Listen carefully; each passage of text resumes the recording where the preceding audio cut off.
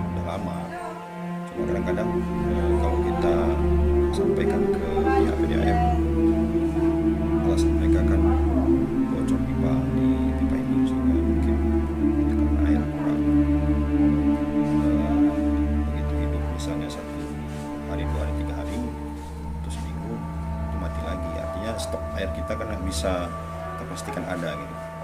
Nah, untuk kondisi ini tentu masyarakat sangat susah dengan pelanggan yang mestinya harus mendapatkan air bersih. Kalau tidak ada, tentu solusinya yang mencari air, ganti air bersih seperti sumur bor, hujan. Kalau misalnya lagi musim kemarau, tentu kan air hujan tidak ada bagi yang tidak ada sumur bor. Kalau yang sumur bor itu menggunakan sumur bor, dan sumur bor kita di sini kan tahu sendiri bagaimana kondisi airnya, ya kadang berbau, kemudian tidak layak lah untuk dikonsumsi. Namun kalau untuk cuci-cuci piring mungkin bisa kita ke pemerintah daerah agar situasi air bersih yang macet yang dikelola PDAM ini mulai diambil solusi.